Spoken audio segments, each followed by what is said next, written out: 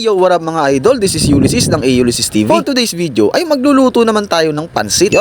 At dito nga mga idol ay sinalang na natin yung tubig. Ay ano nga ulit yun? At dito nga mga idol ay nilagay na natin sa tubig yung pansit. Bihon. Yun. Para mas madali siyang maluto mamaya at konti na lang ilalagay nating tubig. At dito nga ay nagpakulo na tayo ng toyo. Ay ng tubig pala. Aloko na. At nilagyan na rin natin ng Knorr chicken cubes. Baka naman. Oyster sauce. Baka naman. Tapos yung ketchup. Ay hindi kasama yung ketchup. Pagkakulungan ng tubig mga idol ay sinalang na rin natin yung pansit bihon na ibinabad natin sa tubig. Medyo madami nga rin yung pansit na lulutuin natin ngayon mga idol dahil nga marami rin kami kumain. Ibig sabihin ay malakas kaming kumain. Yun mga yun.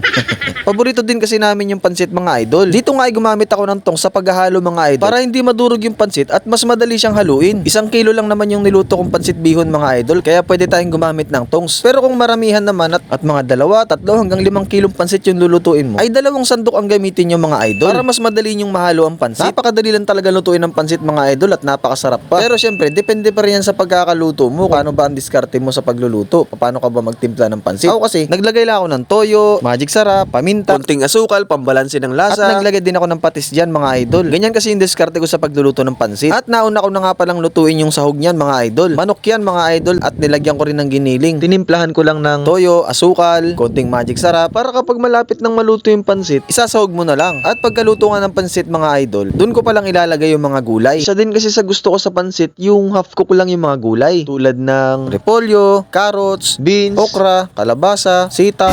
Tanga talaga. Ay, hindi. Parang pakbit na tayo na. Hindi kasama yung mga idol. Repolyo lang pala yung nilagay ko dito mga idol. Nilalagay ko lang sa ibabaw mga idol at tatakpan ko lang yan. At hahayaan ko lang siyang maluto ng konti dun sa may init ng pansit na bagong luto. At presto, meron ka ng masarap na pansit. Wow! Tapos malutong pa yung gulay mga idol. Naku po, napakasarap talaga niyang kainin. No? At syempre, para malaman natin kung masarap talaga yan, ay patitikman natin yan sa kanila. At tignan natin, tanungin natin sila kung ano bang rate nila sa luto nating pansit.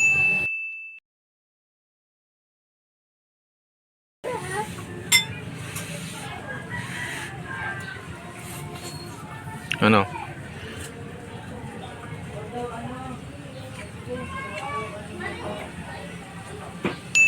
Sarap. Yun.